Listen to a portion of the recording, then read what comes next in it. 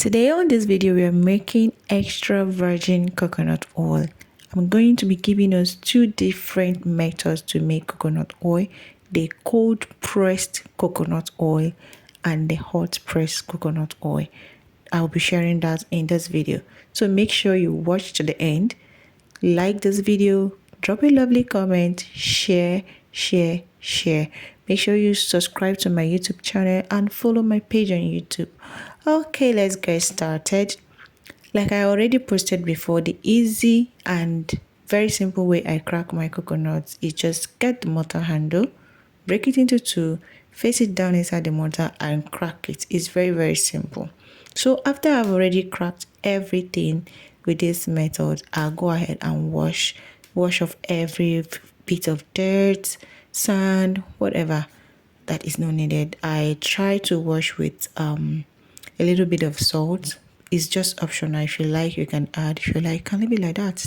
Just wash with plain water. And I'll go ahead and slice it. Okay, I slice it into tiny pieces because I'm going to be blending it at home. Then after slicing it, I'll go ahead and transfer into the blender and give it a smooth blend.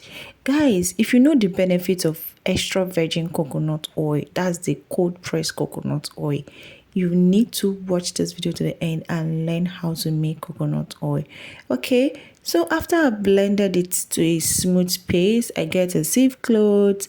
I pour it inside just to get the juice out of it because it's the juice I'll be needing. All right, so after I sipped it the first time, I just felt like maybe there's still some coconut juice remaining in the shaft. So I went ahead and blended it the second time. Yeah, I poured the shaft into the blender. As you can see right now, this shaft I poured into the blender and I blended it the second time. So after I blended it the second time, sieved it out, I had to use a new sieve cloth. I didn't use the red one I used earlier because I felt the particles will fall inside the coconut milk I already gotten, which I wouldn't want. So to avoid regrets, I just had to get a new one, and this is what I got. This one now is more of water, just a little bit of the coconut milk is inside, but it's fine. I just need to get everything. So this is the shaft at the end of the double blending. And so what I did was I just have to cover the coconut milk. I put them separately. The small container is the second time I blended it, but the first container is the first time. As you can see, it's already settling. I just allow it to settle, and what I did is that I left it overnight to settle, and this is what we had. What I got the next morning, it was already starting to ferment. That was over 12 hours. It was already starting to ferment rather, and I put it inside the fridge so that everything will come together and I can easily bring out this contains both the oil, the milk. Yes, the oil and the milk. Okay, while the water has settled under. So I use a hard spoon and brought it out. This is where we're going to be getting the coconut oil from. Guys, I forgot to let us know. In the beginning of the video, I had 5 pieces of coconuts, but I ended up using 4 pieces because one of them was bad. So I was left with only 4 pieces. So this is what I got from the 4 pieces of coconuts, and this one now is from the second blending I did. So you can see now the coconut milk there is just very little, but I don't want this little to waste. I have to get everything.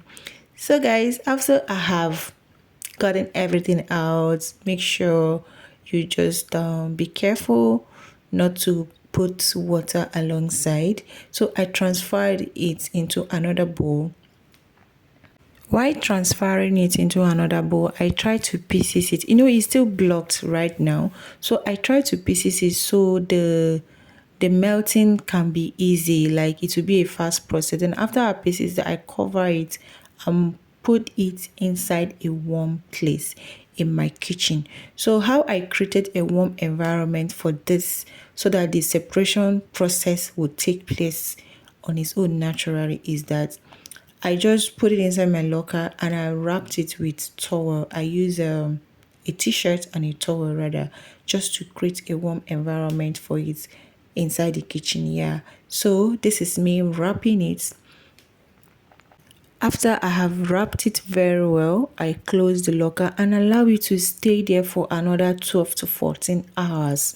So this is it. After 14 hours, I brought it out. The oil has started separating from the milk. See that you have under is water, then the oil is floating on top. Let's open it and see how the inside looks already. So as you can see right now, the extra virgin coconut oil is already coming out. This is coconut oil floating on top of it while the water goes inside. So now where I had problem was separating the oil, bringing the oil out. If you're not careful, everything is going to mix back. So but then I found a way around it. If you have spoon, you can scoop it out, or you bend it and allow it to drop on its own. Okay, so I found a way around it and I brought out the oil carefully. So this is about 100 mils of extra virgin coconut oil, but that's not the end of it. We still have oil remaining in that.